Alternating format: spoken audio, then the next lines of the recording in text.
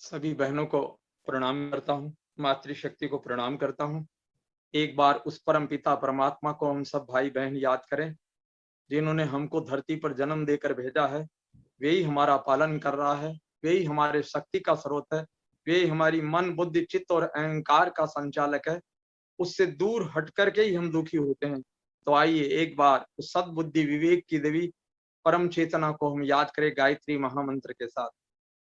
ॐ भूर्भुवः स्वः तत्सवितुर्वरेण्यं भर्गो देवस्य धीमहि धियो यो नः प्रचोदयात्। ॐ गुरुर्ब्रह्मा गुरुर्विष्णु गुरुर्देव महेश्वर गुरुरेव परब्रह्म तस्मै श्री गुरुवे नमः। अखण्डमण्डलाकारं व्याप्तं येन चराचरं तत्पदं दर्शितं येन तस्मै श्री गुरुवे नमः। अज्ञानतिमिरान्धस्य ज्ञानाञ्जनशलाकया चक्षुर्मीलितं येन तस्मै श्री गुरुवे नमः। ध्यानमूलं गुरुर्मूर्ति पूजा मूलं गुरुपदं मंत्रमूलं गुरुर्वाक्यं मोक्षमूलं गुरुकृपा मोक्षमूलं गुरुकृपा। परम श्रद्धे मातृशक्ति को सबको चरणों में प्रणाम। क्योंकि इस विश्व की निर्मात्री कोई शक्ति है भगवान के बाद, परमात्मा के बाद, वो तो माता है। माता को भगवान ने भावना दी है, संवेदना दी है, वो हृदय दिया है। और आज अगर विश्व पतन और पीड़ा में जा रहा है तो समझो उस मातृशक्ति की दुर्बलता के कारण ऐसा हो रहा है। कहावत है शास्त्रों में कि यदि माता अज्ञानी है तो बालक को महान कैसे बना सकती है। और अब विश्व का समग्र परिवर्तन होना जा रहा है तो उसमें सबसे बड़ी भूमिका मातृशक्ति की है। वो जागृत हो रही है। हमने वो भी युग देखा है जब बंदनी की तरह वो जीती रही है बंदिशों में, और आज स्वतंत्र होकर हर क्षेत्र में वो बढ़ रही है, ज्ञान के क्षेत्र में बढ़ रही है। पर उस ज्ञान के क्षेत्र की अनंत शाखाओं में विकृतियां भी साथ साथ चलती है। कभी भी अकेला गुलाब का फूल नहीं होता, उस पर कांटे होते हैं। विज्ञान का विकास उनके विकास के रास्ते खोलता है तो उसके घातक परिणाम भी देने वाली परिस्थितियां हमारे सामने बनी हुई है। तो हम लोग अब उन और चलें अखंड स्वास्थ्य की ओर। चूंकि पूरा सत्र पूजा बहन ने स्वास्थ्य का आधार दिया है, तो हम स्वास्थ्य का अर्थ अपनी शारीरिक बीमारियों से समझती है बहनों। वास्तव में समग्र स्वास्थ्य का मतलब हमारा शरीर, हमारा मन, हमारा आत्मा, हमारा चिंतन, सब कुछ स्वस्थ हो। अंतर जगत पूरा स्वस्थ हो तो अंतर जगत से ही बाह्य जगत स्वस्थ होता है। बाह्य जगत में माने हमारा प्रकृति, हमारा पर्यावरण, हमारा परिवार, हमारा समाज, सब कुछ उस स्वास्थ्य पर आधार है। उस समग्र स्वास्थ्य की व्यवस्था को हम जीवन विद्या कहते हैं, जीवन दर्शन कहते हैं, जीवन विज्ञान कहते हैं। तो आइए आज उस विज्ञान की यात्रा की ओर हम चलें मिल करके। सबसे पहली बहनों, आप सबको आवश्यकताएं क्या है? जब जीवन मिला है तो हमारी जो 5 आवश्यकताएं हैं, इच्छाएं नहीं है, उनके बिना जीवन का विकास नहीं हो सकता, समग्रता नहीं आ सकती। तो पहला जीवन की आवश्यकता है अखंड स्वास्थ्य। अखंड स्वास्थ्य का अर्थ है रोग रहित जीवन जिसमें बीमारी न हो। क्या संभव है? तो इस युग में कोई कल्पना नहीं कर सकता, लेकिन हम दावे से कह सकते हैं कि हाँ 100% संभव है। कब? जब हम उस विद्या को जाने। आज हमारी बीमारियों का मूल कारण है हमने अपने ऋषियों के ज्ञान को, हमने अपनी संस्कृति को, अपने विज्ञान को हमने भुला दिया। हम पाश्चात्य संस्कृति की अपचित जूठन को बेसमझे रट रहे हैं। आज परिणाम जीवन में वो काम नहीं आती, और काम आने वाले विषय में पढ़ाए नहीं जाते तो हम दिनों दिन परिवार समाज हमारा दुर्बल होता चला गया। लेकिन कभी बीज मरता नहीं है। हम जैसे लोग और भगवान ने भेजे हैं जो उस विषय को लेकर चलते हैं।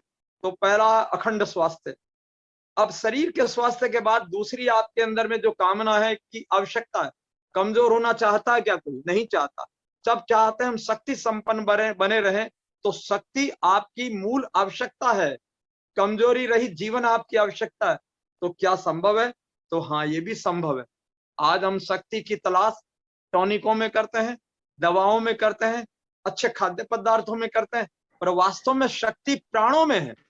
आप पंखा चलता है घर में, हीटर चलता है, बिजली के यंत्र चलते हैं, तो आपने कभी सोचा क्या उस लोहे की बॉडी और ढांचे से पावर थोड़ी, पावर तो बिजली का है।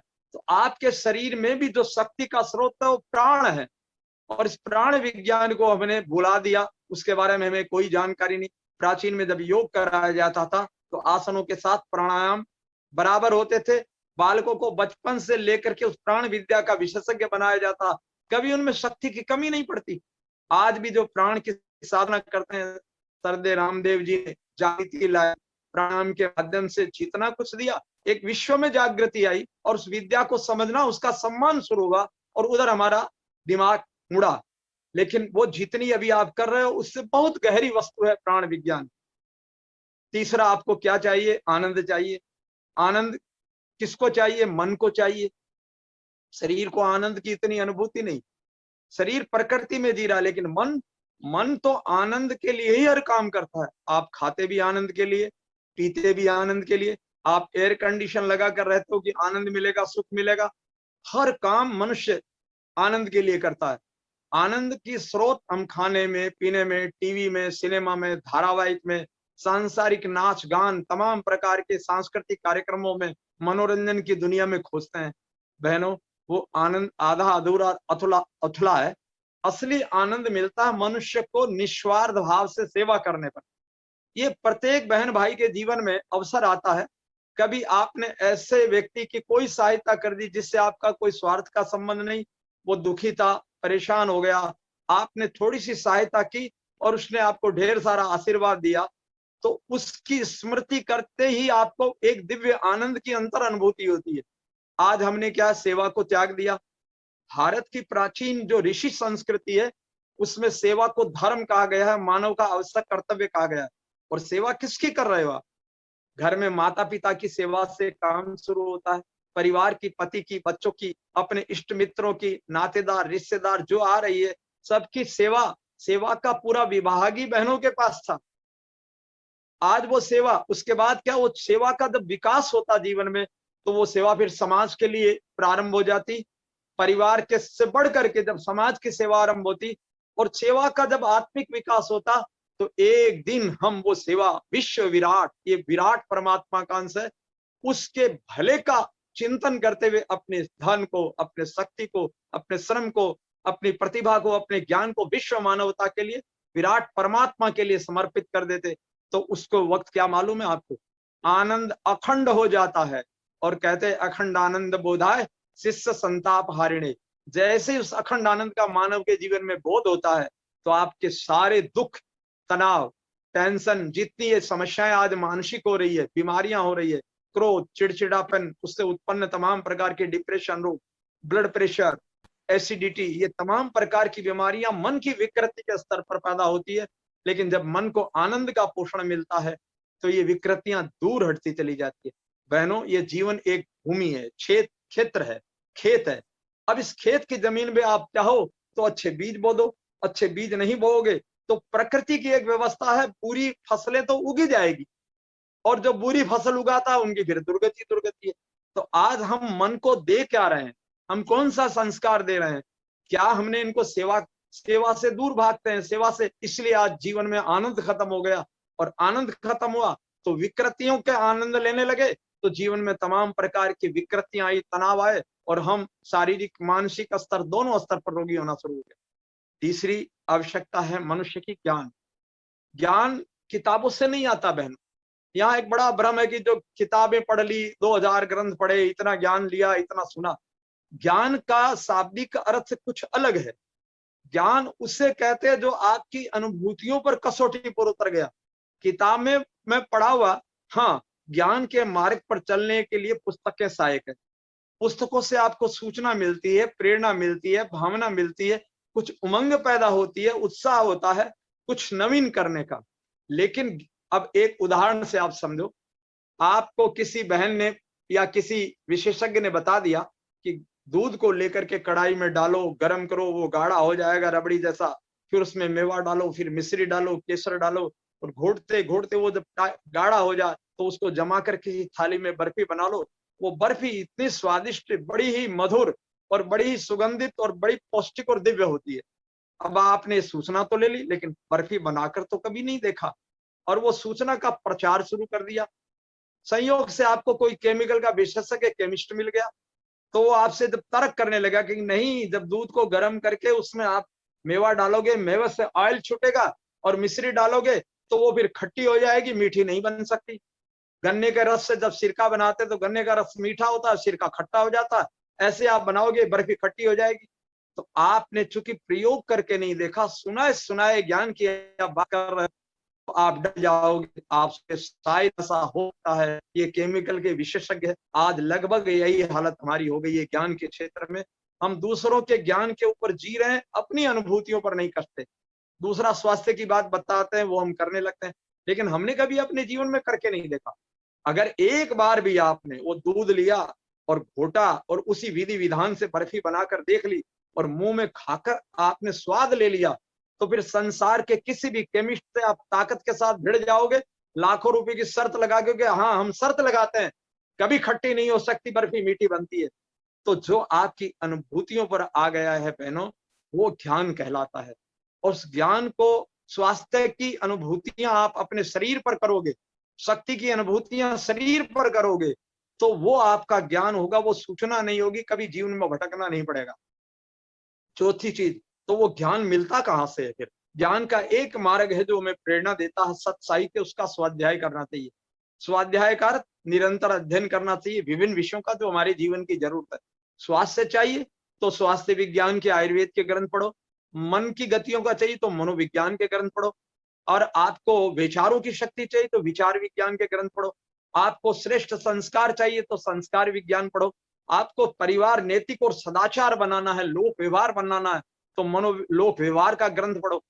आप अगाध ग्रंथों का भंडार अभी भी भारत में भरा पड़ा हुआ है, लेकिन उन ज्ञान की तरफ हमारा ध्यान जाए तो तब एक तो ये रास्ता है जो हमारे बाह्य जीवन में हमारे ऋषियों से, मुनियों से, ज्ञानियों ने अपने ज्ञान को, शरीर की सीमाएं हैं, संसार छोड़कर जाना पड़ता है, तो उन्होंने अपने ज्ञान को लिपिबद्ध कर दिया साहित्य में। वो साहित्य में भरा, साहित्य जो महामानवों को द्वारा लिखा जाता है, वो किताबों में बंद कागज के पुलिंदे नहीं है, उसमें उनके जीवन के अनुभवों का, ज्ञान का जीवंत चित्रण है, जो हमें जीवन का मार्ग दिखाता है। जब सत साहित्य का हम निरंतर स्वाध्याय करते हैं, तो हमारे अंदर ज्ञान के प्राप्ति की भूख, जिज्ञासा जागृत होती है। कहते बिना भूख भोजन जो करता है उसका भोजन पचता नहीं, अपचित होता है, गैस बनने लगती है, बीमारियां पैदा कर देता है। ऐसे ही ज्ञान की साधना करने के लिए जब हम उतरेंगे, तो हमारे जीवन में क्या है कि एक अलग उल्लास, एक अलग प्रकार की स्थिति हमारी उत्पन्न होगी। तो अब हमें करना क्या चाहिए? एक तो रास्ता है जो हम स्वाध्याय के द्वारा प्रेरणा लेकर, पर साहित्य कौन सा? सत साहित्य। इस संसार को ईश्वर ने दो प्रकृति से बनाया है, विकृतियां भी यहाँ है और संस्कृतियां भी है, सुकृतियां भी है। तो हमें सत्य की ओर जाना, असत्य की ओर नहीं जाना है। असत्य से संसार भरा पड़ा है, पर हमें चयन करना है कि हमें कैसा साहित्य पढ़ना चाहिए। तो आप बांधो महामानवों का, और महामानवों में भी युग का। युग का अर्थ क्या होता है?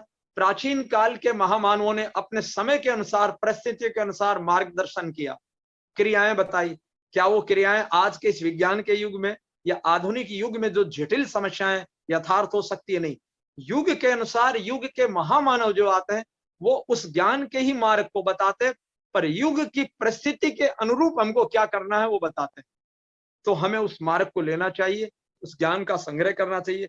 अब तो ज्ञान के विभिन्न आयाम आ गए हैं। मैं दूर बैठा हूं और आप सब हमारे भाई बहन देख रहे हो, रिकॉर्डिंग होगी, लाखों लोगों तक ये संदेश जाता है। तो इन ज्ञान के साधनों का उपयोग करें। दूसरी तरफ आप देख रहे हो नेट की दुनिया में कितनी वल्गैरिटी है, कितनी गंदगी भरी पड़ी है, जो युवा राष्ट्र को बिगाड़ रही है। जितने धारावाहिक आप टेलीविजन में देखते हो, वो आपको कौन सा ज्ञान देते हैं? वो मनोवैज्ञानिक तरीके से आपके चित्त की अवस्था को विकृत करते हैं।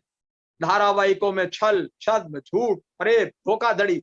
तो आप तो समझते हो कि मनोरंजन हो रहा है, देख रहे हैं, लेकिन वो अदृश्य चेतना में देखा हुआ आपके आंखों से जो अचेतन मन में जाकर रिकॉर्डिंग हो गया, वो रिकॉर्डिंग जब परिस्थितियां बनेगी तो बीज की तरह वैसे फूटेगी जैसे जमीन से बीज का अंकुर, और आपको बलात् वही क्रियाएं कराने को बाध्य कर देगी। इसलिए कहते हैं कि विषैला भोजन जाते ही तो बड़ा स्वादिष्ट लगता है जीभ पे, लेकिन अंदर जाने के बाद बीमारियां पैदा करता है। ऐसे ये घटिया मनोरंजन जिसमें हिंसा, लूट, बलात्कार, नशा, धोखाधड़ी, छल, छद्म दिखाया जाता है, जो आज हमारी बहनों के लगभग बड़े प्रिय विषय बने हुए हैं और बड़े शौक से देखती है, ये आपके जीवन के लिए, आपके विचारों के लिए विष के तुल्य है और आपकी अदृश्य चेतना को ऐसे विनष्ट करेगी, आप जान तक नहीं पाओगे कि क्यों हो गया, क्या हो गया।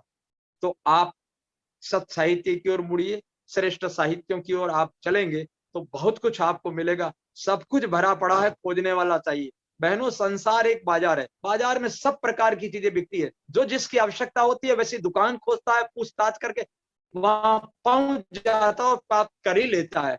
तो जैसे ज्ञान के मार्ग पर बढ़ोगे तो हमारे जैसे कितने न जाने ज्ञान की साधना करने वाले लोग आपका मार्गदर्शन करेंगे। तो और दूसरा रास्ता जो साहित्य के बाहर की दुनिया, हमारा अध्यात्म योग का रास्ता है, वो ध्यान का रास्ता है। ध्यान करने से, मेडिटेशन करने से, आंख बंद करके बैठने से, निरंतर चिंतन करने से ज्ञान का उद्भव भीतर से होता है। अब बाह्य जगत में आप देखते हो, कहते हो संसार में ज्ञानी लोग हैं, ज्ञान बहुत है, लेकिन ये बाह्य दुनिया में जितना भी ज्ञान आया, आया कहां से? ये परम चेतना के उस दिव्य विचार लोक से, आकाश लोक से, ईश्वर इस लोक से आता है। आज हम लोग बैठे इस छोटे से मोबाइल यंत्र के ऊपर में देख रहे हैं। आज के कुछ साल पहले ये मोबाइल दुनिया में नहीं था। किसी वैज्ञानिक के दिमाग में एक कल्पना उतरी, कहां से उतरी? दिव्य चेतना ने, ईश्वरीय चेतना ने इस कल्पना को धरा पर उतारा, उसके दिमाग में उतारा कि ऐसे ऐसे करके तुम बनाओगे तो ये यंत्र बन जाएगा। और उतारा ही नहीं, उन परिस्थितियों के अनुसार सहयोग की पृष्ठभूमि भी उस भगवान की चेतना ने बनाई संसार में। और वो धीरे धीरे उसने अंतर प्रेरणा से आंख बंद करके सोचते विचारते एक वैज्ञानिक पूरी तरह डूब जाता है अपने कर्म में, और वो खोज करते करते आज हमारे सामने नेट की दुनिया खड़ी है, इतने आधुनिक यंत्र खड़े हैं। तो ये परम चेतना ने क्यों भेजा? जब धरती की आवश्यकता थी तो भेज दिया। संसार को ग्लोबल होना है, विकृतियां भी ग्लोबल फैल रही, तो ज्ञान का भी संघर्ष ग्लोबल चलेगा। ये दुनिया में अब महाभारत का संघर्ष विचारों के स्तर पर शुरू हो गया है, ज्ञान के स्तर। आसुरी शक्तियां संसार का शोषण करने के लिए, बर्बाद करने के लिए, लूटने के लिए, उनकी प्रकृति वो अपना काम करेगी। तो देवत्व भी इन्हीं साधनों का उपयोग करेगा और ज्ञान के विस्तार के लिए संघर्ष करेगा। और उस ज्ञान की साधना में प्रत्येक व्यक्ति संसार का लगेगा क्यों आज ये यंत्र सबके हाथ में है। तो ऐसे दिव्य चेतना से ध्यान के द्वारा उतरता है। आप नियमित बहनों ध्यान करोगे तो आपकी चित्त की अवस्था में जितनी भी विकृतियां चली गई है अनेक जन्मों की, हम बचपन से अब तक संसार की प्रकृति, समाज की स्थिति को देखते आए, तो वही तो हमारे अंदर रिकॉर्ड भरा है। तो ध्यान की अवस्था में उनका विश्लेषण होते होते विकृतियां आपकी विनष्ट होगी और अंतर चेतना में दिव्य लोक का ज्ञान, आपके जीवन के विकास का ज्ञान भीतर से उठने लगेगा। कई बार क्या होता है, आपने देखा होगा, घर में कोई बीमार हो जाता है, बहुत समस्या होती है, समाधान नहीं होता, डॉक्टर दवा हार जाती है, तो अंदर से कोई प्रेरणा आती है, इनको ये चीज दे दो, या कोई संत महात्मा बताते कि ऐसा करो, तो वैसा करते ही वो ठीक हो जाता है।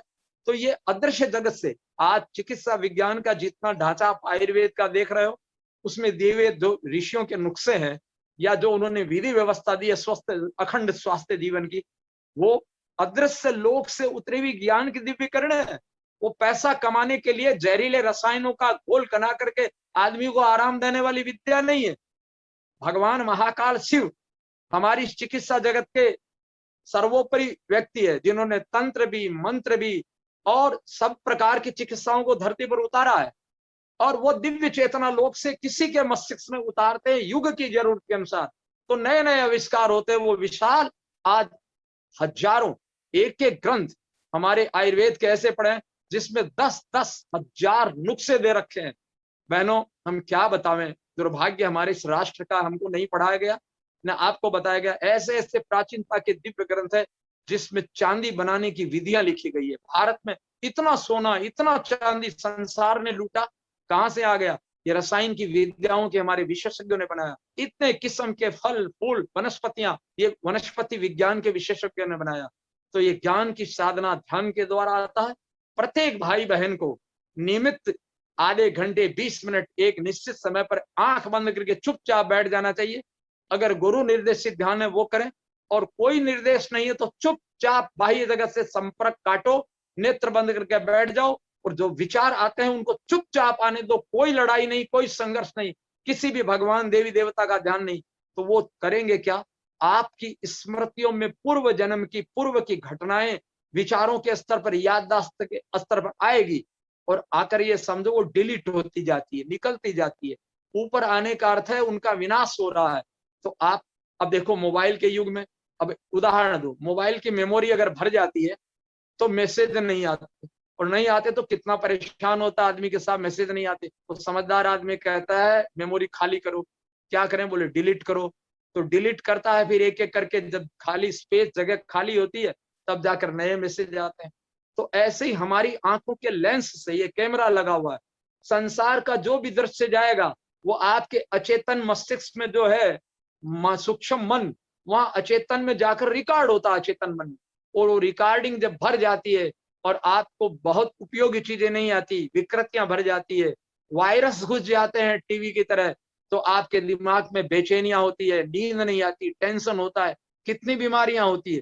तो ऐसे में क्या करते हैं, उनको डिलीट करने वाली विधा का नाम योग में प्रत्याहार कहा गया है। योग में यम नियम हमारे जीवन के आधारशिलाएं हैं, नैतिक जीवन की। आसन प्राणायाम, आसन शरीर को सुदृढ़ बनाने वाली विधा का नाम है। प्राणायाम शक्ति स्रोतों से नाड़ी संस्थान को सबल बनाना। ये चार पूर्व के भाग करने के बाद अष्टांग योग में अगला आता है प्रत्याहार।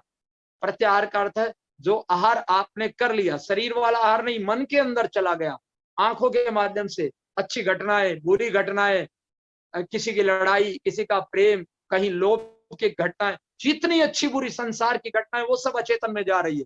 अगर हम नियमित ध्यान करें और नियमित प्रतिदिन की घटनाओं का विनाश कर दें तो हमारा मस्तिष्क बहुत शांत रहता है। जितने भी टेंशन वाले लोग हैं, नियमित ध्यान करेंगे, दवाओं से टेंशन कभी नहीं जाने वाला। संसार में ऐसी कोई दवाई नहीं बनी कि आपके तनाव को दूर कर दे, बस आपको शून्य कर देती है मस्तिष्क। लेकिन आप ध्यान करोगे तो आपके विकृत मन की जो संस्कार है अंदर के, सारे निकल कर चित्त को हल्का कर देंगे। तो ध्यान, अब आपका ज्ञान की स्थिति ध्यान के द्वारा मिली, विकृतियां जीवन की मिली। जब विकृतियां मिली तो जो श्रेष्ठ ज्ञान बचेगा, श्रेष्ठ आप भरोगे, तो आपकी मेधा स्मृति कितनी उपयोगी होती चली जाएगी, जिसकी कोई सीमा नहीं। पांचवा आपके जीवन की आवश्यकता है प्रेम। संसार का प्रत्येक जीव जगत प्रेम चाहता है। प्रेम आत्मा की अभिव्यक्ति है। परमात्मा का दूसरा नाम ही प्रेम है। माँ पुत्र बच्चों से प्रेम करती है, माता का प्रेम परिवार से होता है, और वो प्रेम उत्कृष्ट जब बढ़ता है तो पूरे विश्व विराट से जब प्रेम की अनुभूति होने लगती है। वसुधैव कुटुंबकम, जब विश्व परिवार एक घर में एक बच्चा है, दो बच्चे हैं अपने, उनसे हम देखते तो कितनी प्रसन्नता मिलती, कितना प्रेम हमारा उसमें आत्मा को उल्लास देता है, देखकर मन प्रसन्न होता है। अच्छे परिवार में परिवार को देखकर, माता को देखकर, पिता को, भाई बहनों को देखकर कितना हम आनंद से डूब जाते हैं प्रेम की अनुभूतियों में। बहनों, यही प्रेम, आज प्रेम ही तो सिकुड़ गया, हमें संकीर्ण स्वार्थपरता में डुबो दिया। हम, हमारा परिवार, अब हमारा परिवार भी नहीं, व्यक्ति अपने स्वार्थ के आगे अपने पत्नी और बच्चों तक की नहीं सोचता। नशा करता है, शराब पीता है, गुटखा खाता है, पान मसाला खाता है, तमाम प्रकार की विकृतियां जीवन में। अगर वो प्यार करता परिवार से तो क्या इन विकृतियों का प्रयोग करता, धन फूंक कर क्या स्वास्थ्य का सत्यानाश करता? बहनें परेशान होती है। आज इस राष्ट्र के अंदर में शराब गांव गांव बेची जाती है, सरकारों ने बेचा। 70 साल के अंदर में आजादी के बाद इस राष्ट्र को राजतंत्र नशे में डुबो दिया, और नशे का दुष्परिणाम सबसे ज्यादा हमारी बहनें भोग रही है। मैं गांव की दयनीय हालत को देखता हूँ, रोज मेहनत करके कमाने वाले शाम के आते हैं और नशे में डूब जाते हैं, मार पीट गाली गलौज क्या करते, क्या दुर्गति हो गई इस देश की, जो कभी जगतपुर और सोने की चिड़िया था। तो इससे बाहर कौन निकालेगा? तो हमें प्रेम की अनुभूतियों का विस्तार करना चाहिए।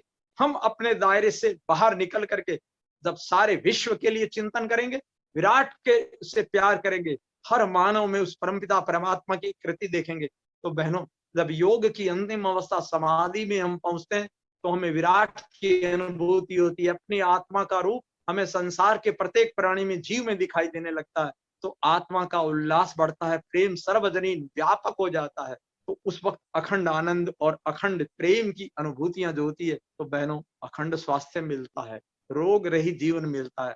आप मत सोचो कि कुछ दवा खा लेंगे, कुछ ताकत की कोई टॉनिक खा लेंगे तो हमें अखंड स्वास्थ्य मिल जाएगा। हाँ, शरीर की गाड़ी चलने लायक पहला सुख निरोगी काया। पहला सुख अगर चाहिए तो काया को स्वस्थ रखना है, उसके लिए आहार विहार और आपको पूरा का पूरा दिनचर्या का ज्ञान होना चाहिए।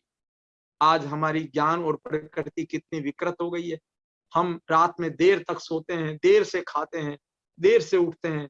हमें कुछ भी नहीं पता कि सूर्य उदय की कितना बड़ा महत्व है। शरीर में जो पंच तत्व है, पृथ्वी तत्व कब शरीर में सक्रिय होता है, जल वायु अग्नि आकाश कब सक्रिय होता है, कब शरीर में प्राणों की गति चलती है, जब जिस समय धरती पर जो तत्व विद्यमान होता है उनके अनुसार भोजन और आहार और दिनचर्या हो जाए प्रकृति के अनुकूल, तो बीमारियों का कोई कारण ही नहीं है, रोग आ ही नहीं सकता।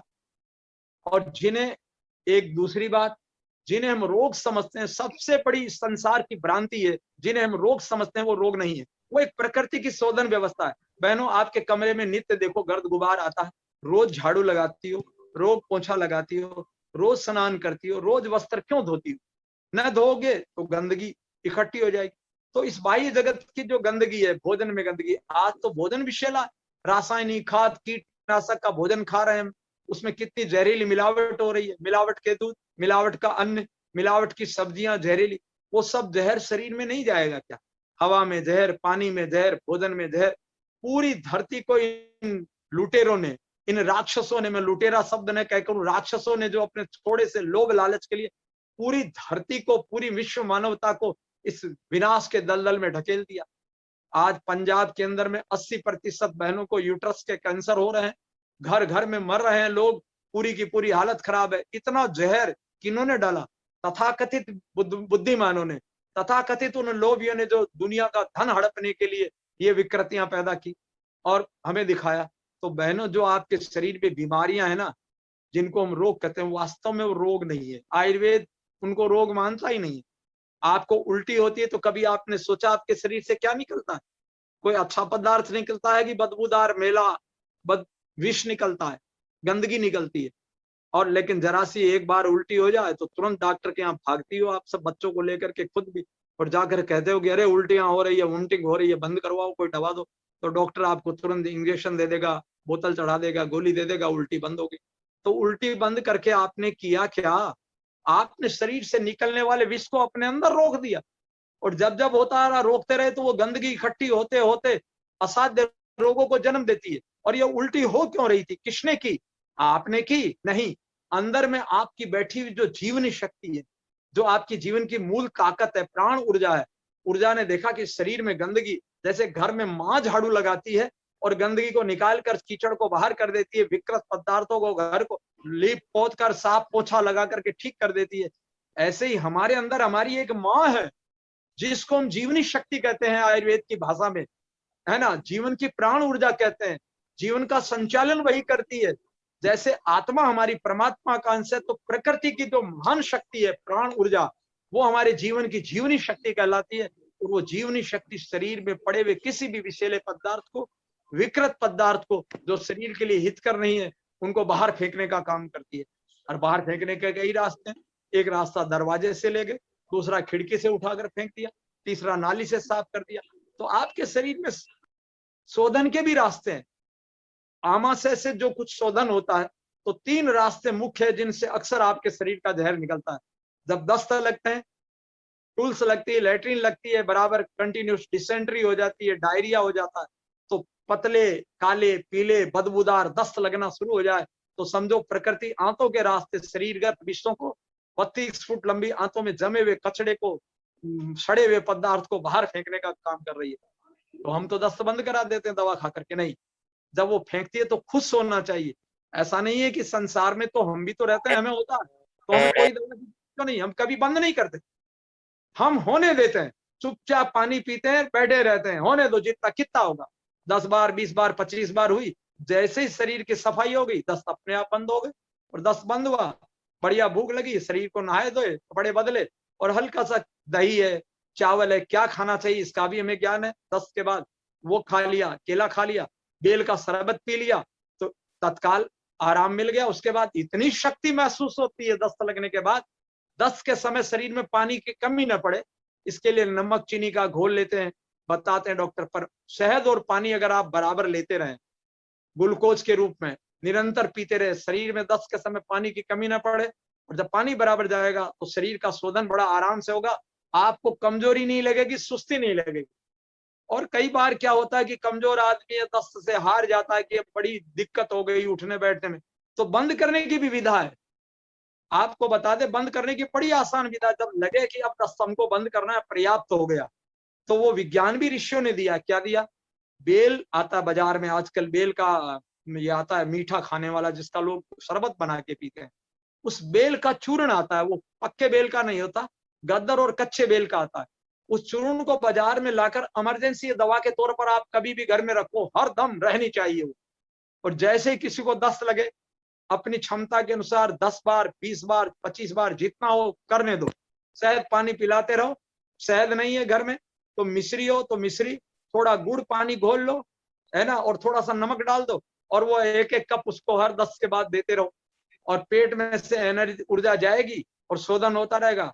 और जब लगेगी अब इनको अति हो रही है, वयोवृद्ध व्यक्ति ज्यादा नहीं सहन कर सकता, कमजोर आदमी नहीं सहन कर सकता, हमारी माताएं जो गर्भवती है, जिनके शरीर में बाल गोपाल है, उनको दस्त लगना नहीं चाहिए, फिर भी आ गई तो 1-2 तक ठीक है, 3 तक ठीक है, सहन करे, तो उनको तत्काल बंद करना चाहिए। छोटे बच्चे हैं जो सहन नहीं कर सकते, तो बेल का चूर्ण बहनों, ठंडे पानी 1 गिलास में 1 चम्मच डालो, घोलो, और ऊपर नीचे ऐसे जैसे दूध ठंडा करते 25-30 बार करो।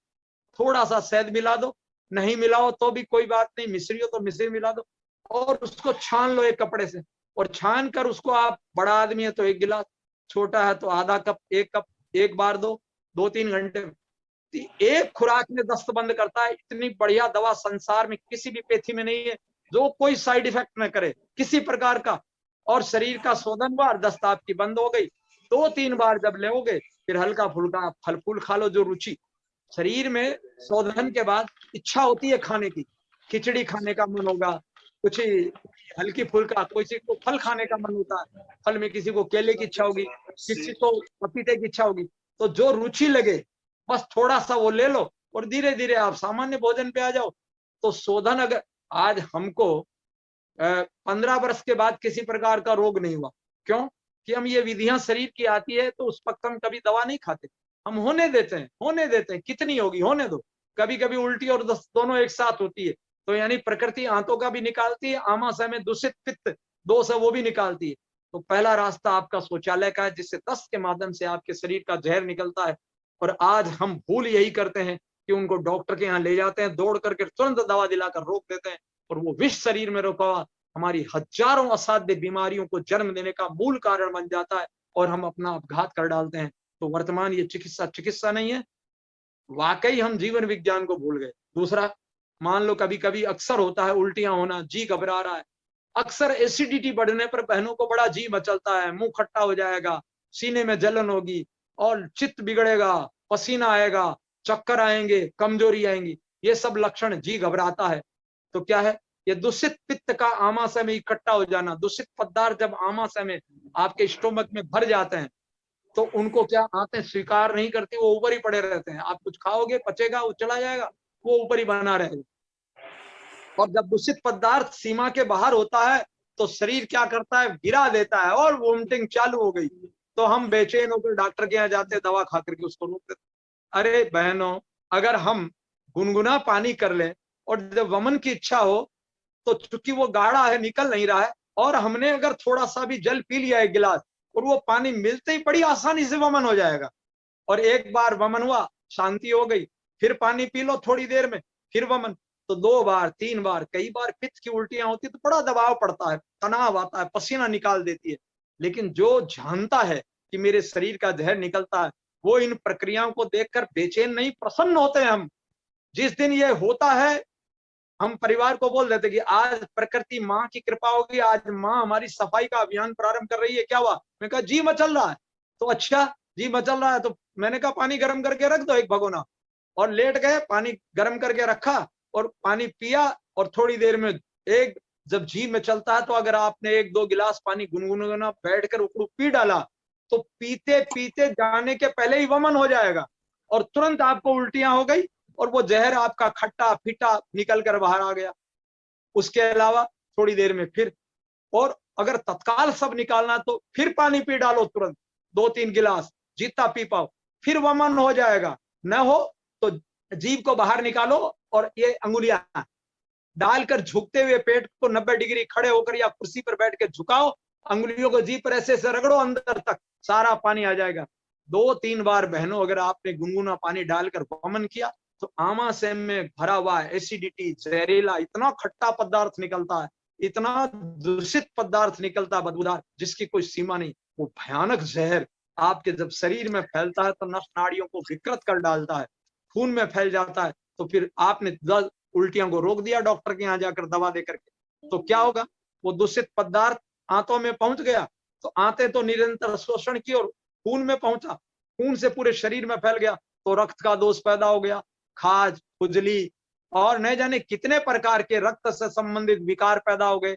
जगह जगह शरीर के अंदर में घाव, जितने इन्फेक्शन बॉडी में डॉक्टर जांच करके कहते हैं, वो सारे इन्फेक्शन इस दूषित एसिड के शरीर में फैल जाने के कारण उत्पन्न होते हैं।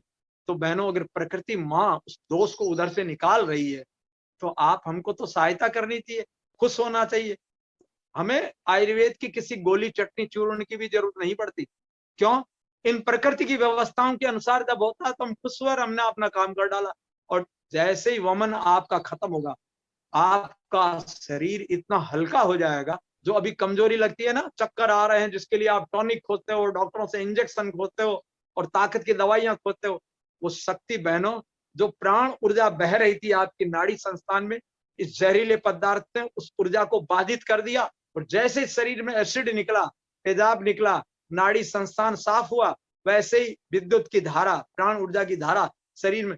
और वमन खत्म होने के बाद जो पहले कह रहा था चक्कर आ रहा है, दिक्कत हो रही है, बैठ नहीं पा रहे हैं, खड़े होने में दिक्कत हो रही, वमन खत्म होने के बाद उसी व्यक्ति को हमने अनेकों बार कहा सब साफ हो गया, अब कैसा लग रहा है? बोले अब कुछ दिक्कत नहीं। कई बार वमन के पहले सर दर्द शुरू होता है, ये भी लक्षण है। तो जब तक स्वच्छता नहीं होगी, दर्द बहुत तेज रहेगा, और जैसे जैसे जहर निकलेगा दर्द घटना शुरू हो जाएगा। ये भी एक पैरामीटर है, ये भी एक जांच का आधार है कि जैसे जैसे शरीर का दोष निकलेगा, वैसे वैसे सर दर्द हल्का होते होते होते, जैसे ही सर दर्द खत्म होगा, वमन अपने आप बंद हो जाएगा। लेकिन कई बार क्या होता है कि वमन इतना ज्यादा हो गया, खट्टा पीला पानी निकल गया, एसिड निकल गया, अब तो सादा पानी निकल रहा है, सफेद सफेद निकल रहा है, कुछ भी नहीं और निकल रहा है, झाग निकल रहे हैं, तो मन लगता है कि अब शरीर सहन नहीं कर सकता। तो बहनों, इसको भी बंद करने की बड़ी महान विधा हमारे ऋषियों ने खोजी है, जो बहुत घर में। लौंग की चाशनी, 8-10 लौंग को लेकर के छोटे खलबट्टे या खरल में डाल के कूट के पाउडर बना लो। 2 चम्मच घर में मिश्री का पाउडर हो तो मिश्री, नहीं तो सामान्य चीनी। वैसे चीनी घर में रखनी ही नहीं चाहिए, स्वस्थ रहना है तो हम लोग खांड रखते हैं, तो जो भी खांड, चीनी या मिश्री जो मिले, नहीं तो उस वक्त चीनी भी आप ले लो। और 1 कटोरी में पानी डाल दो, थोड़ा सा, आधी कटोरी, और मध्य आंच पर चढ़ा दो। उबलते उबलते जब वो शहद जैसी गाढ़ी चाशनी रह जाए, उतार करके उसको ठंडा करो। गुनगुना गुनगुना, जिसको वमन हुआ है, उल्टी हो रही है, उल्टी के तुरंत बाद चटा दो, और उल्टी के बाद चटा करके उसको लेटा दो, तो एक खुराक में ही उल्टी बंद हो जाएगी, तत्काल वमन बंद हो जाएगा, 15 मिनट में उसको भूख लग जाएगी। कई बार क्या होता है कि उल्टी पूरी तरह साफ नहीं हुआ, वमन में रह गया, तो ये जो चाशनी देते ही तुरंत 5 मिनट में वमन फिर होगी, पर फिर वमन होते ही फिर उसको एक चाशनी बनाकर चटा दो। दूसरी खुराक के बाद उल्टी कभी भी नहीं होगी, और 15 मिनट के बाद उनका भूख लग जाएगी, उठ करके मन चलेगा। और उस जो कल कह रहा था कि कमजोरी आ रही है, पहले चक्कर आ रहे हैं, हमारी ताकत नहीं है, उठ नहीं सकते, बैठ नहीं सकते, फिर उसको साइकिल देकर भेज दो कि ले साइकिल चलाकर चला जा, 2-4 संतरे दे दो, नहीं शहद पानी दे दो, नींबू दे दो, 25 किलोमीटर वो जवानों की तरह साइकिल चलाएगा, इतनी ऊर्जा आ जाती है। तो जो ऊर्जा की कमी शरीर में पड़ती है, वो एसिडिटी के कारण पड़ती है। और बहनों, आज हमारा जो भोजन है वो सारा का सारा एसिडिक है, हम क्षारीय पदार्थ लेते ही नहीं है, फल खाने का उनको टाइम ही नहीं मिलता, फल भी खाएंगे तो उनको यही नहीं पता कब खाना चाहिए, और उठते ही उठते सब चाय पीते हैं। मैं अगर पूछूं ईमानदारी से, आप बताना मुझे अंदर में कौन बहन ऐसी है जो कभी चाय नहीं पी जीवन में या छूती नहीं है? जिसने चाय नहीं पी हो वो मुझे बताना, अपना परिचय देना, क्योंकि मैंने अपने जीवन में कभी चाय नहीं पी, तो मेरे शरीर में कोई एसिडिटी नहीं है।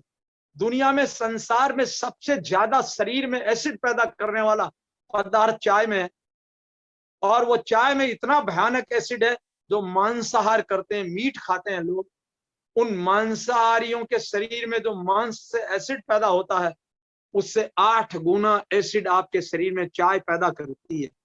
एसिडिटी, जलन, गैस्ट्रिक, ये जितनी बीमारियां हैं। एक बात बताओ बहनों, आप तो भोजन बनाती हो, चूल्हा चौका करती हो, आपके चूल्हे में अगर आंच मंदी हो जाए तो खाना जल्दी पकेगा कि देर से पकेगा? देर से पकेगा। क्यों? कि आंच मंदी है। आंच तीव्र हो तो भोजन जल्दी पक जाए। तो आपके शरीर में जो भूख लगती है, कब आपकी अग्नि बढ़ती है? तब। और एक कप चाय पी लो तो भूख गायब। क्यों भाई? चाय शरीर में जाते ही आपकी जो प्राकृतिक अग्नि है, जो आपके भोजन को पचाने का काम करती है, उसको तत्काल बुझा देती है, मंद कर देती है।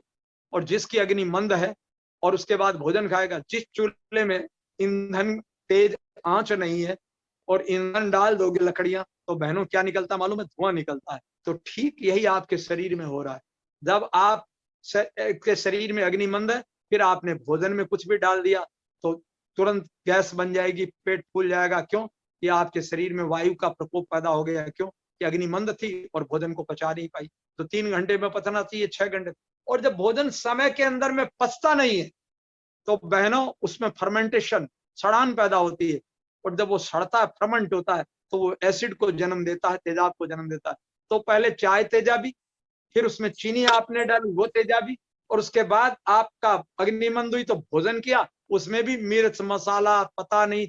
जब भूख नहीं लगती ना, तो कहते हैं चटपटा बनाने के लिए फिर उसमें खटाई डालो, ये डालो, अचार लगाओ, चटनी लगाओ, नहीं जाने क्या क्या तिकड़म करना पड़ता है।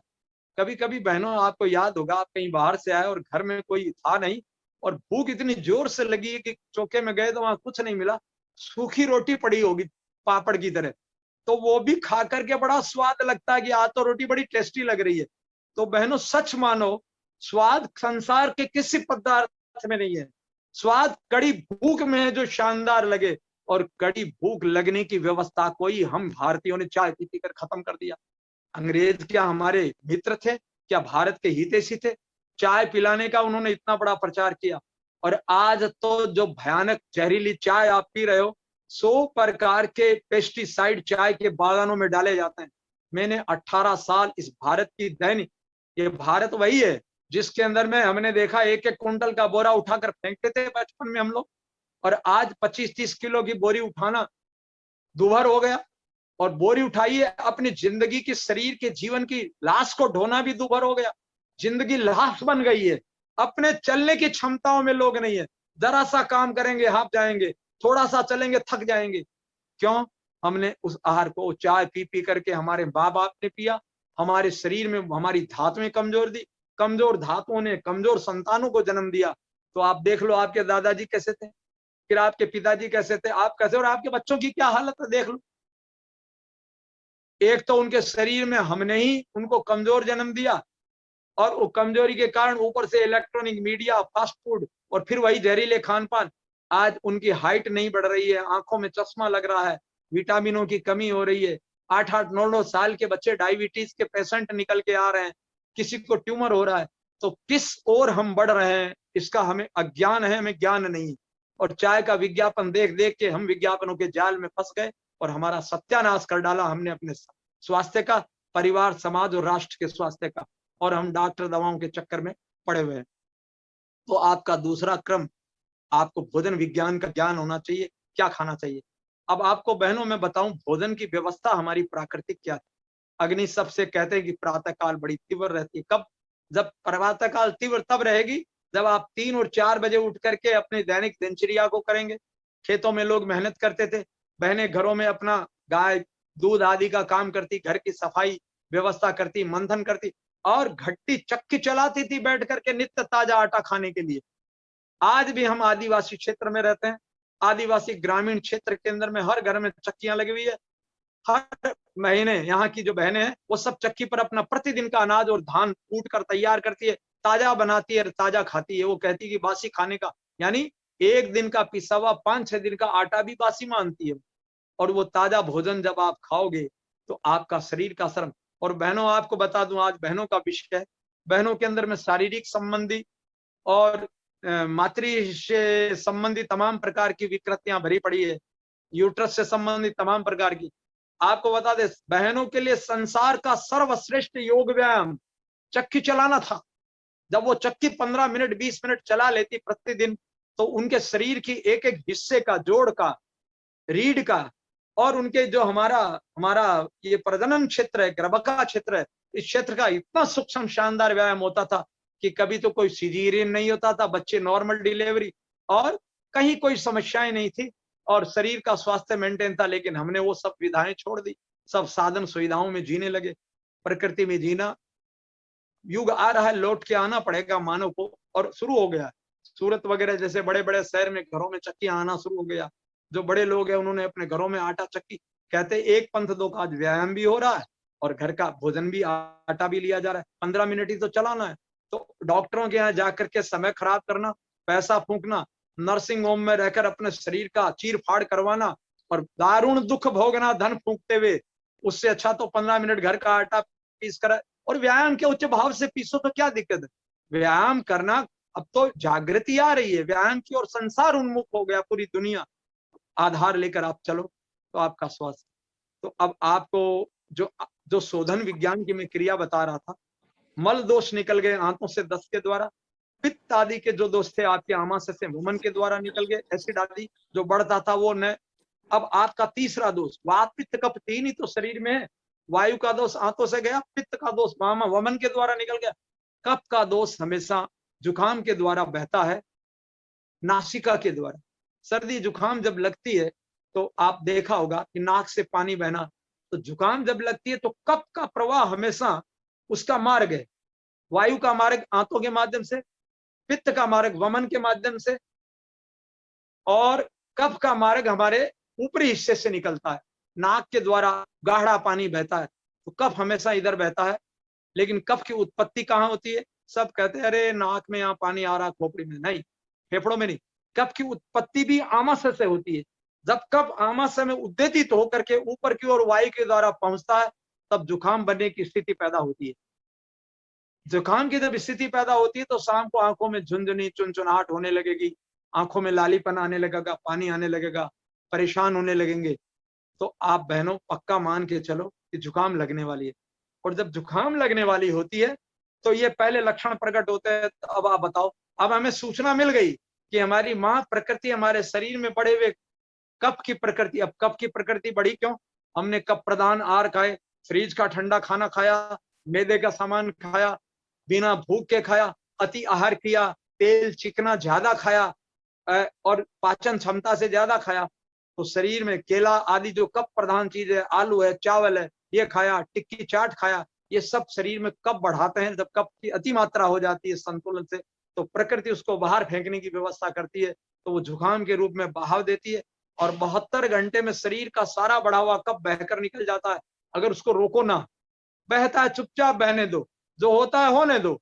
आप तो बैठ जाओ चुपचाप, नाक से धार बनाकर पानी गिरेगा, कफ बहकर निकल जाएगा। उसके बाद वो बचेगा, वो पक जाएगा, पककर पका हुआ कफ के रूप में गले से नाक के माध्यम से जमा हुआ सब निकल जाता है। लेकिन वो व्यवस्था के अंदर हमने अगर प्रकृति की सहायता कर दी तो हम करते क्या है? हमको पता चलता है कि जुकाम होने वाली, इस कार शरीर में कफ बढ़ गया, प्रकृति ने कफ के निकालने का संदेश दे रही है। तो बहनों, जिस दिन शाम को हमको जुकाम लगने की स्थिति बनती है, उसी दिन 2 नींबू कागजी वाले, 2 गिलास पानी को चाय की तरह आप गर्म कर लो, और शाम को भोजन मत करो। और भोजन करना हो, कुछ खाने पीने का मन हो, भूखे हो, तो आप सूर्य उदय के पहले हल्का फुल्का खा लो, नहीं तो फल फूल खा के रह जाओ, नहीं तो उबली सब्जी ले लो, अन्न मत लो, भारी सामान मत लो। और रात्रि में सोते समय जल्दी सो जाओ, टीवी मत देखो, ये धारावाहिक का चक्कर मत देखो, ताकि शरीर की प्रकृति आराम मांग रही है। तो 2 गिलास पानी को खूब गर्म करो, चाय की तरह खौलाते हुए, 2 नींबू उसमें निचोड़ दो, और 1 चम्मच सेंधा नमक डाल करके मिलाओ, और जैसे गरम गरम चाय पीते धीरे धीरे चूस चूस करके पूरा 2 गिलास पानी पी करके, और चुपचाप कपड़ा ओढ़ करके सो जाओ। न कूलर चलाने की जरूरत है, न पंखा चलाने की जरूरत है। तो आप देखोगे कि सवेरे तक जो आपका पेट में आमाशय में कफ ऊपर जा रहा था, वो उस पानी के साथ कट करके नष्ट होकर के आंतों के माध्यम से मल द्वार से निकल गया, और सुबह उठोगे तो जुकाम गायब, जुकाम की प्रकृति गायब। लेकिन अगर उठ भी गई किसी कारण, तो उसका दूसरा है वमन की प्रक्रिया। अगर रात्रि में कुछ रह भी गया, लगता है कि अभी है, तो हम प्रातःकाल उठ करके, और नहीं भी है तब भी प्रातःकाल उठ करके हम क्या वमन करते हैं प्रकृति की। क्या किया? गर्म पानी किया 3-4 जग, और इतना गर्म कि जिसको आराम से पीस के 1 चम्मच नमक डाला 1 जग पानी में, और उसको भरपेट पी लिया खाली पेट, प्रातःकाल सुबह शौच आदि से निवृत्त होने के बाद, नहाने के पहले पिया।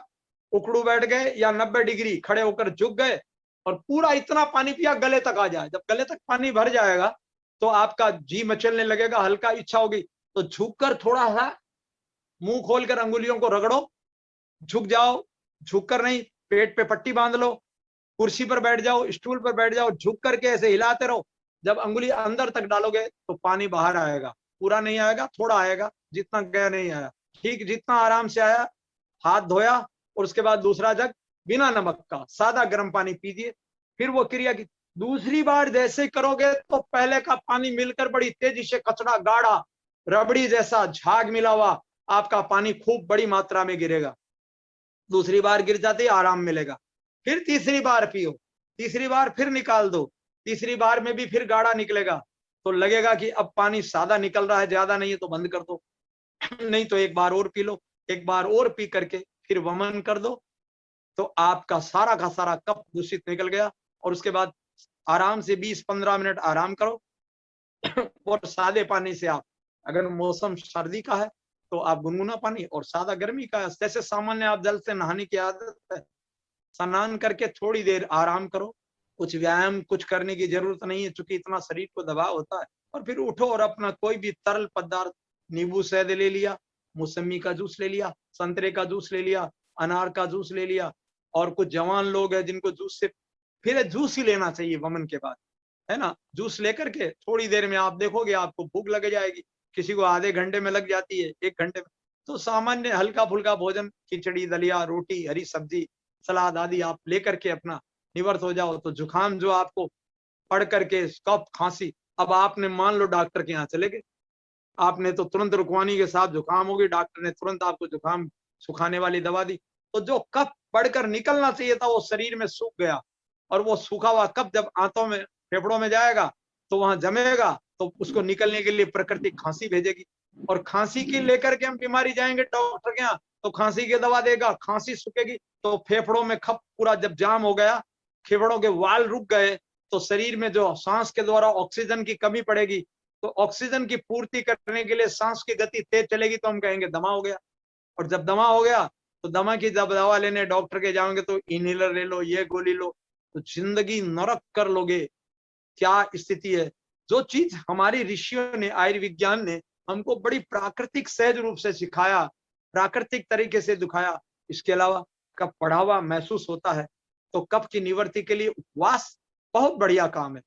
आपको भाई बहनों बताऊं मैं कि एकादशी को उपवास करने की परंपरा भारत के सभी राज्यों में, सभी प्रदेशों में, सब जगह, सभी अपने संप्रदाय मानने वालों में है। आखिर क्यों? जुकाम का वेग मानव के शरीर में कब आता है? अक्सर पूर्णिमा और अमावस्या के आसपास आता है, क्योंकि कफ जल तत्व है।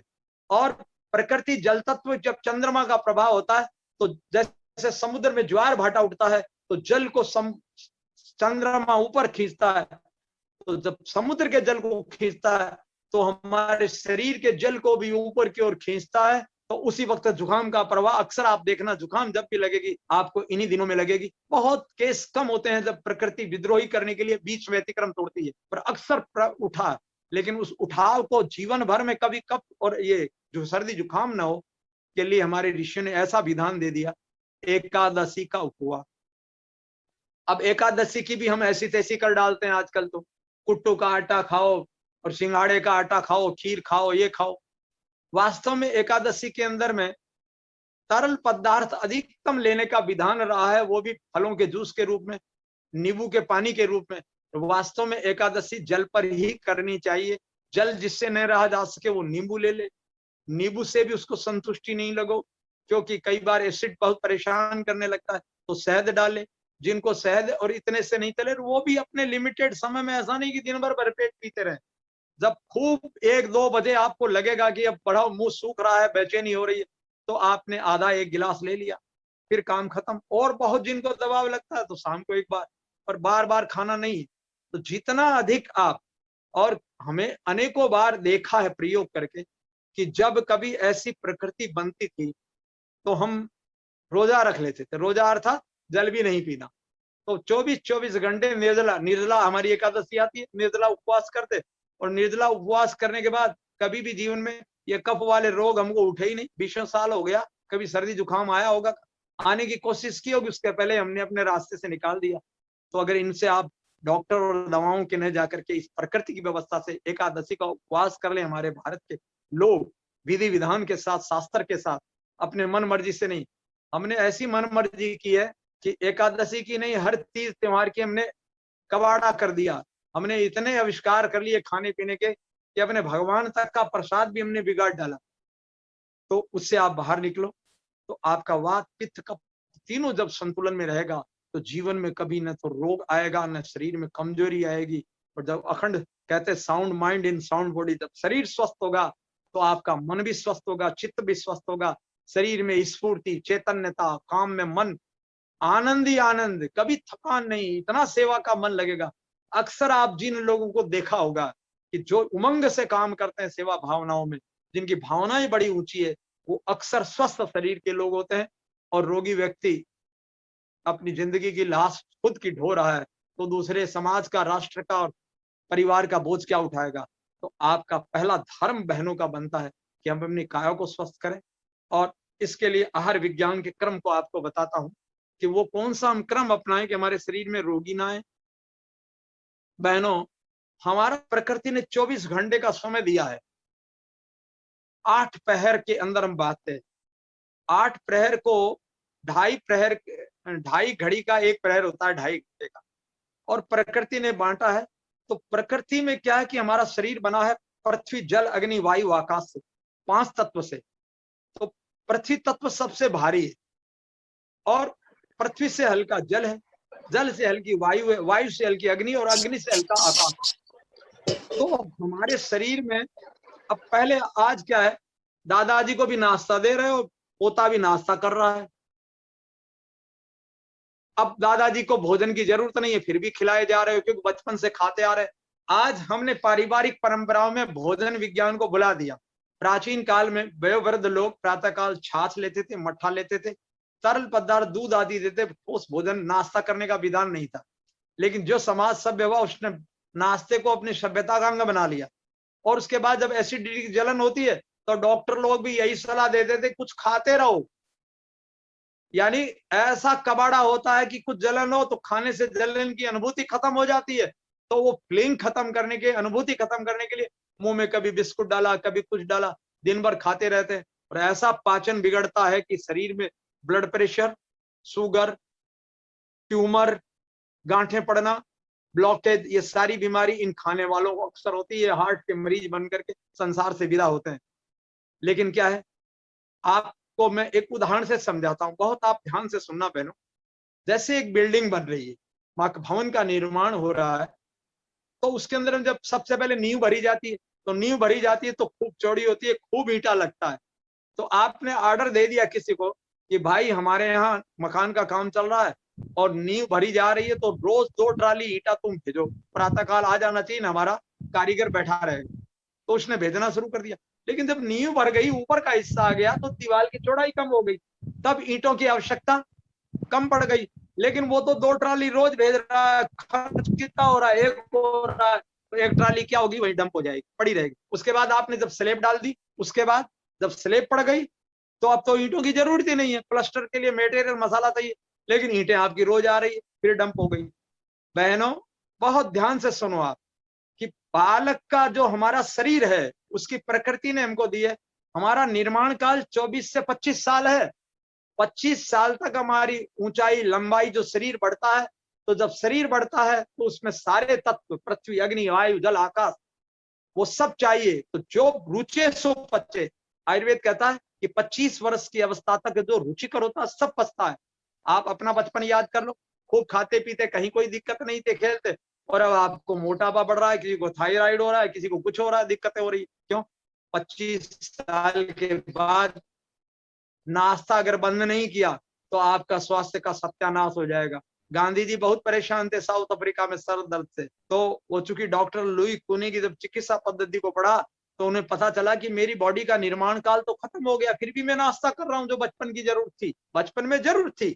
बढ़ते बच्चों को नाश्ते की जरूरत है, पौष्टिक भोजन की जरूरत है, लेकिन जैसे ही आपका बचपन खत्म हुआ, युवावस्था आई, तो आपको नाश्ते की जरूरत नहीं, तो आप नाश्ता बंद कर दो, तरल पदार्थ प्रातः काल लो, सीधी जब भूख लगे 2 समय भोजन करो।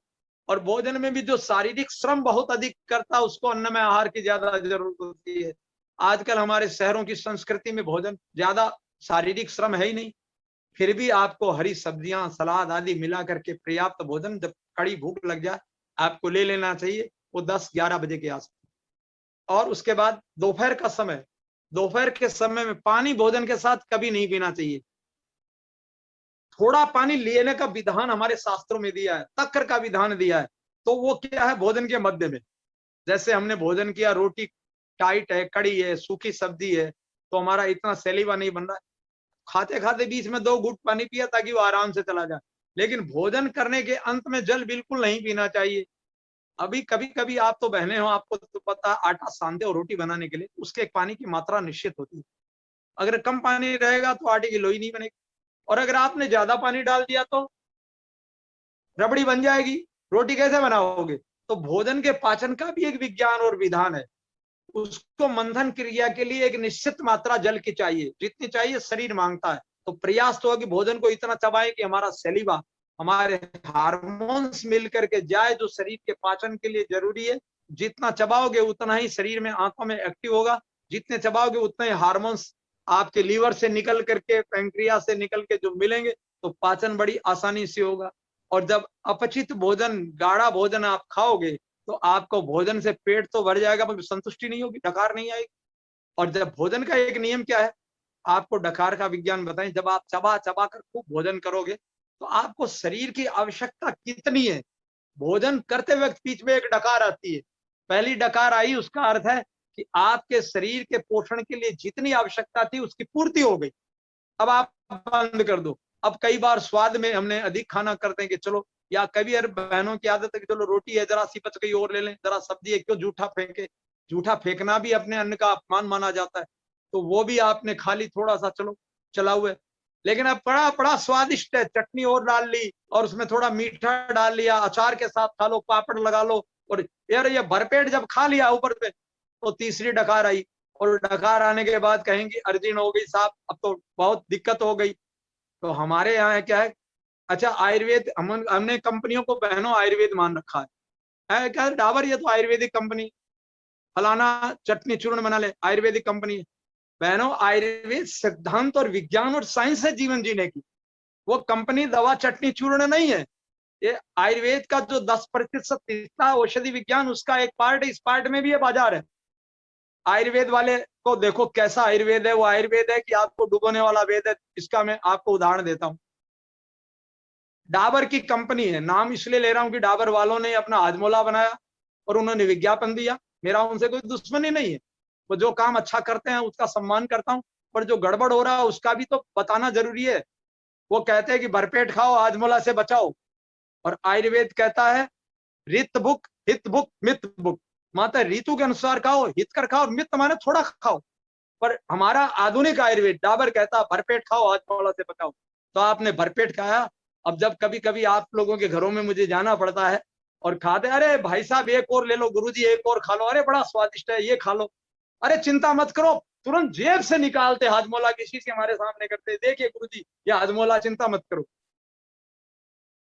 अब भरपेट खाओ हाजमोला से, हाजमोला से बहनों पचता नहीं, उसमें लवण और क्षारीय पदार्थ है। वो क्या करेंगे, जो आपने अन्न खाया उसको तुरंत क्षारीय उत्तेजना देकर पतला कर देगा, और आमा से उसको सहन नहीं करेगा, वो आंतों में ढकेल देगा। आंतें जब उसको सहन नहीं करेगी और वहां पाचन में उसमें क्या बचेगा, वो जिस तरह जाना चाहिए नहीं गया, तो वहां गैस परमानेंट होगी, गैस बनेगी, क्योंकि उसका पाचन हुआ नहीं, सही प्रक्रिया में आया नहीं, उसने ढकेल दिया धक्का मार करके आंत में, आमा से हाजमोला ने, तो वहां गैस बनेगी। तब आपका आयुर्वेद वाला आधुनिक डाबर कहेगा हिंगोली खाओ और गैस भगाओ।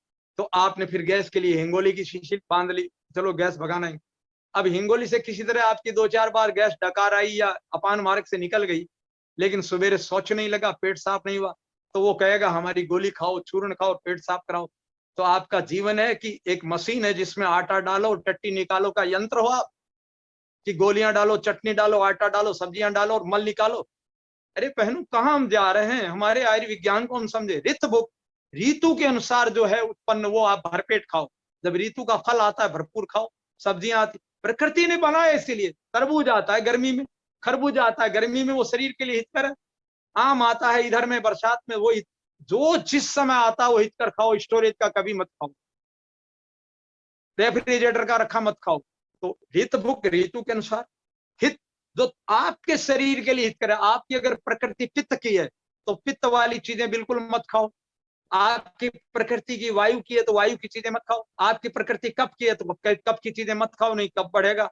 तो रित भुक, हितकर भुक और मित भुक, हमेशा भूख से थोड़ा खाओ। बस ये 3 नियम जिसने पालन कर लिए उसके जीवन में न तो डॉक्टर की जरूरत है, न वैद्य की जरूरत है, न दवा की जरूरत है, आयुर्वेदिक औषधियों की जरूरत है, न चटनी की जरूरत है, गोली की जरूरत है।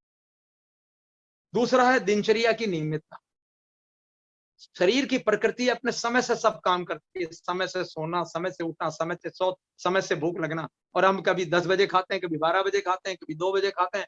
आज टाइम नहीं मिला तो और तो नहीं। स्वस्थ रहने के लिए बहनों गांठ बांध लो, आत्म संयम। आत्म संयम का अर्थ है जो हमारे शरीर के लिए ठीक नहीं हो, कितना ही स्वादिष्ट हमें कभी नहीं खाना चाहिए, चाहे जितना कोई आग्रह करे। भाई आग्रह करना आपका धर्म बनता है। मैं आपके दरवाजे आऊंगा, घर पे आऊंगा तो अतिथि हूं, तो आपका धर्म बनता आप मेरे सेवा करें, सत्कार करें। लेकिन मेरा भी तो धर्म है, मेरे लिए हित करे, मैं लूं कि ना लूं। अब आपका मन रखने के लिए मैं खा लूंगा तो मैं भोगूंगा फिर। तो ये मन रखने के लिए कभी रिश्तेदारी नातेदारी में मत जाओ, तो कह दो भाई आपका सम्मान करता हूं लेकिन मेरी आवश्यकता नहीं, इसलिए मैं नहीं खाऊंगा। तो हितकर तो हिम्मत ऐसा है, दुर्बल आदमी पर देवता घात लगा देते, और ये दुर्बलता जीवन की सबसे बड़ी बाधा है। तो ना करना सीखो। ये देश ना करना भूल गया, डर के मारे चुपचाप। सासू माई कहे, चाहे भाई कहे, चाहे भौजाई कहे, या गुरुजी कहे, या कोई कहे, अपने में जीना सीखो, अपने ज्ञान में जीना सीखो। क्या है, अज्ञानी संसार के अनुसार अगर आप चलोगी तो आपको भटकना पड़ेगा, अटकना पड़ेगा। तो इसलिए ज्ञान में जीना सीखो। तो सूरवीरता भी आपको जरूरत है, झांसी की रानी बनकर चलना पड़ेगा, अबला सबला नहीं बनना आपको। माने हमें युद्ध नहीं करना है, हमें शालीनता नहीं त्यागनी है। शालीनता जो बात कड़वेपन से बोली जाती है वो बड़ी प्रेम विनम्रता से शालीनता से कही जाती है। माता जी मैं आपका सम्मान करती हूँ, जिसके यहाँ जाओ हृदय से आपको मैं नमन करती हूँ कि आपने हमारा आतिथ्य किया, मैंने स्वीकार कर लिया, लेकिन मेरे लिए हितकर नहीं, इसलिए मैं नहीं खा सकती। आज छू लिया हाथ, आपकी बात रख दी, तो आपको कोई दुराग्रह नहीं करेगा, बल्कि आपका सम्मान उनकी नजरों में बहुत बढ़ जाएगा कि देखो कितनी नियम पाबंदी से रहती है। आपकी इज्जत बढ़ेगी, इससे घटेगी नहीं। तो आप ये करें। और उसके बाद अगले चरण में आते हैं कि हित बुक, रित बुक, वित बुक, ये 3 नियम पालन कर लिए। आत्मसीम और नियमितता, दिनचर्या को नियमित बहनों बना लो। आपको बता दे, परिवार को ठीक रखना, स्वास्थ्य को ठीक रखना है तो रात में एक नियम ले लो कि 10 बजे के बाद घर के टेलीविजन का स्विच ऑफ हर हालत में कर देंगे, चाहे जितना बड़ा आ जाए कुछ। जिन परिवारों ने ये कर रखा है वहां बच्चे बहुत, वो देखते भी लिमिटेड चीजें। बोले भाई साहब क्या है कि जब टीवी के आगे बैठो कोई पिक्चर आने लगती है तो हम तो सुन्न हो जाते हैं, पता चला रात के 12:30 बज गए। और अरे जब उठे, अच्छा वो दिखाते क्या है, लूट दिखाएंगे, हत्या दिखाएंगे, लड़ाई दिखाएंगे, बलात्कार दिखाएंगे, छल दिखाएंगे, छद में दिखाएंगे, और उसमें बड़ा आपको रस आता है। वो रस क्यों आता है? इसलिए आता रस कि जो विकृतियां हमारे मानसिक लोक में बैठी हुई है वही हमें दिखाई दे रही। बहनों, एक चूल्हे में आग पड़ी हुई है और उसमें अंगारे डालोगे तो कभी वो रिएक्शन नहीं करेगा, आने दो आने दो, हाँ आने दो। लेकिन जैसे पानी डालोगे रिएक्शन होगा, छू छा होगी, फेंका फेंकी होगी। तो जैसे आपके जीवन की चित्त की विकृतियां वो दिखाते हैं तो आपको कोई रिएक्शन नहीं होगा। 3 घंटे आप मेडिटेशन 5 मिनट का हो तो 5 मिनट में 10 बार आंख खोल कर देखोगे घड़ी की तरफ कि 5 मिनट हुआ कि नहीं हुआ। लेकिन 3 घंटे सिनेमा हॉल में बैठ के आते हो, आपको पता ही नहीं चलता 3 घंटा कब पूरा हुआ। जब वो एंड लिखता है तब हाँ खुलती है, अरे ये तो खत्म हो गई, पिक्चर बड़ी अच्छी थी। फिर 2-3 दिन उसकी चर्चाएं, उसी का ध्यान करना, उन्हीं दृश्यों को देना, उन्हीं के डायलॉग बोलना। तो ये मनोवैज्ञानिक तरीके से जो समस्याएं हैं वो बड़ा बहुत लंबा विषय है। तो आप दिनचर्या को नियमित करो, चयनित करो कि हमें क्या देखना। अगर स्वास्थ्य चाहिए, प्रातः काल सूर्य उदय से पूरे परिवार को उठाने की व्यवस्था को बना हुआ। क्यों? मैं इसलिए बताता हूं कि सूर्य उदय के पहले शरीर में हमारी अपान सक्रिय होती है और वो शरीर से निष्कासित होती है उठने पर, और हम शौच आदि से निवृत्त होते हैं, अपान वायु उसके साथ बाहर निकलकर मल दोष निकाल देती है। और जो व्यक्ति सूर्य उदय के पहले नहीं उठता, उसकी अपान वायु शरीर के बाहर नहीं निकलती, तो चूंकि वो उत्पत्त होती है तो अपना मार्ग खोज करके वो आंखों के माध्यम से शरीर के ऊपरी हिस्से में चली जाती है। तो इन उठने वालों को ये दिमागी तनाव, नसों की गर्मी, आंखों की गर्मी, चलन, बेचैनी, न जाने कितने प्रकार के रोग पैदा कर देती है। तो इसलिए गारंटी के साथ मैं बोलता हूं आपको कि जो व्यक्ति सूर्य उदय के बाद उठेगा वो जीवन में कभी स्वस्थ नहीं रह सकेगा। चाहे जितना वो कहेंगे हम सादा भोजन करते हैं, बड़ा नियम संयम से रखते हैं, और कहते हैं हम इतनी हनुमान जी का पाठ करते हैं, इतनी देवी देवताओं की पूजा करते हैं, हमारी तो देवता कोई सहायता ही नहीं करता, पता नहीं क्या हो गया मेरे को। तो बहनों, इन छोटे छोटे प्रकृति जीवन विज्ञान के नियमों का हम पालन करें। बच्चों को उठाने की याद डालें, हम स्वयं उठे। तो ये जब भी उठना हो पाएगा जब रात में हम समय से सो जाएंगे। हम लोग तो ये सब चक्कर में पड़ते ही नहीं है। घटिया ये सब देखकर क्या मनोरंजन में मिलेगा? हम अच्छा साहित्य पढ़ते हैं, उसमें जो दिव्य आनंद आता है। जीवंत देव प्रतिमा है पुस्तकों को। हम मंदिर के मूर्तियों को, देवी देवताओं को बहनों पूजते हैं, वो पत्थर की मूर्तियां वरदान देगी कि देगी नहीं पता लगे। जो श्रेष्ठ साहित्य है, जीवन विज्ञान का साहित्य, स्वास्थ्य विज्ञान का साहित्य, परिवार निर्माण का साहित्य, समाज निर्माण का साहित्य, राष्ट्र निर्माण का साहित्य, महापुरुषों का जीवन दर्शन, ये जीवंत देव प्रतिमाएं हैं। इनकी आप आराधना करोगे तो आपके जीवन में तत्काल प्रकाश, उल्लास, प्राण, बल, आयु, अंदर उमंग, उत्साह पैदा करती है। तो हम तो इनकी साधना करते हैं तो कभी टेलीविजन रखते ही नहीं, लफड़ा करते। और अनेकों में परिवारों को जानता हूं जिन्होंने अपना पूरा परिवार ने बैठकर तय किया कि बच्चे बिगड़ रहे हैं, शिकायत कर रहे हैं। तो मैंने कहा बच्चे बिगड़ रहे हैं, इनको बिगाड़ कौन रहा है? ये अपने आप थोड़ी बिगड़ रहे हैं, बिगाड़ आप रहे हो। आप तो अपना फेवराइट जो धारावाहिक है छोड़ना नहीं चाहते, और बच्चे जब कार्टून देखते तो इनको रोकते हो कि साहब मत देखो। तो ऐसा कैसे हो सकता है? यदि माता ही एक ज्ञान, बच्चे कैसे बने महान? अगर माँ निज पर शासन फिर अनुशासन। आचार्य श्री तुलसी जी ने, हम बचपन में जब छोटे थे तो बहुत वो हमारे गांव में आते थे, चूंकि मैं उन गांव से, राजस्थान से हूँ, मेरा जन्म स्थान, तो मैं उनका बड़ा सम्मान करता हूँ कि उनके वो नारे मेरे जीवन में बड़े बुलंद हुए। उन्होंने एक सूत्र दिया, निज प्रशासन फिर अनुशासन। दूसरा उन्होंने कहा अणुव्रत। अणुव्रत माने छोटे छोटे संकल्प।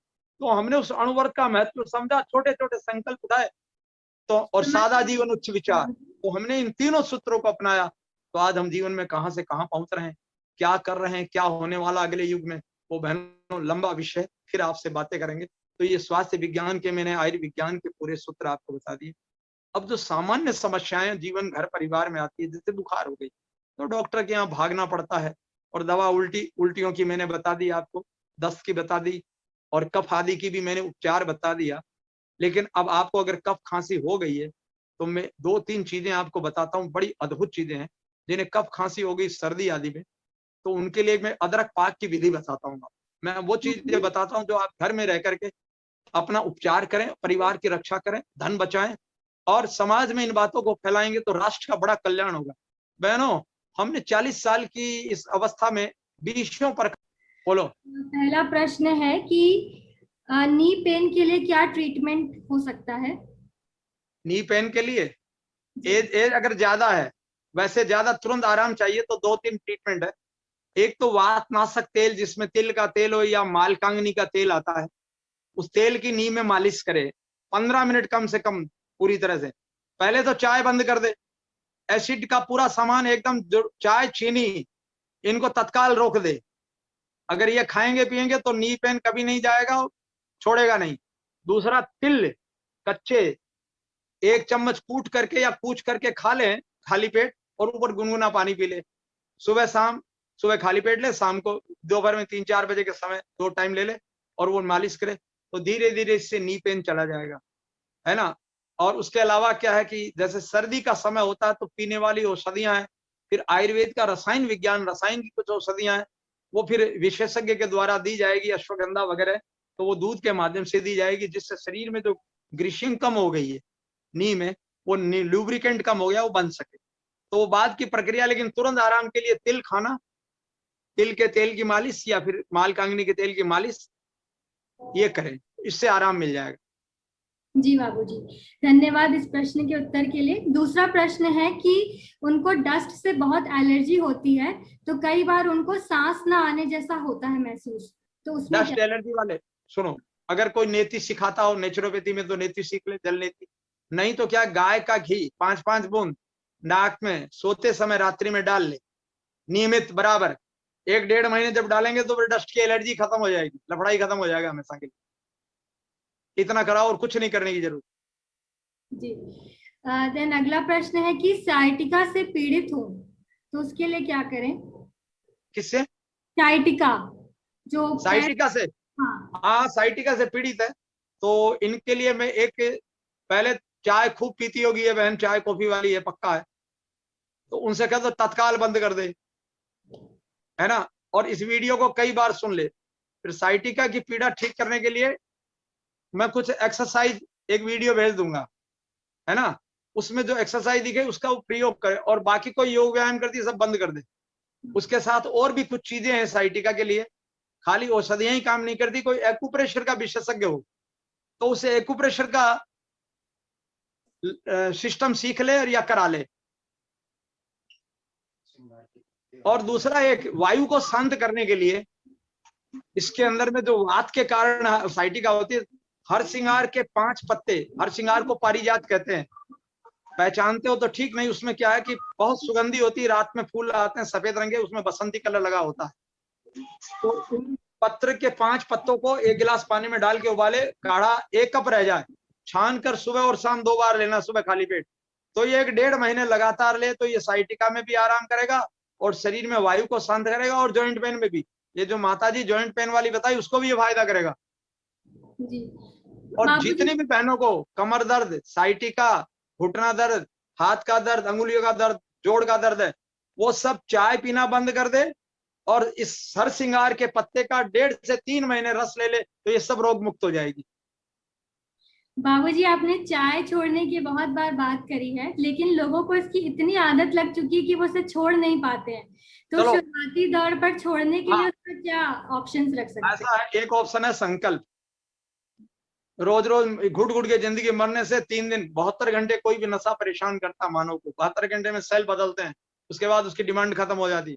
तो 3 दिन ये मान के सही कि बहुत बुरी तरह हॉस्पिटल में एडमिट हो गए, बंद कर दो। नहीं तो हमारे सेंटर पर भेज दो, यहाँ चाय बनती नहीं, आसपास में भी दुकानें नहीं है, यहाँ जो आता है फंस जाता है, तो अब मिलती रही तो करे क्या, और ठीक होकर के हफ्ते भर में ही चला जाता है। ऐसे ऐसे लोग आए जो कह रहे छूटेगी नहीं, फिर यहाँ फंस गए जब मिलनी नहीं है आसपास, तो बढ़िया सा फिर सेंटर भेज दो। नहीं तो विकल्प, अभी एक विकल्प मैं तैयार करने जा रहा हूँ जो चाय का जो हानि है उसको ठीक कर देगा और उससे मुक्ति मिल जाएगी। वो एक 15-20 दिन में तैयार होके आएगा, तब बता देंगे। ठीक है बाबू। कुछ गलत कह गया हो, कड़वा बोल गया हो तो क्षमा चाहूंगा, है ना। ठीक है, देवी प्रणाम।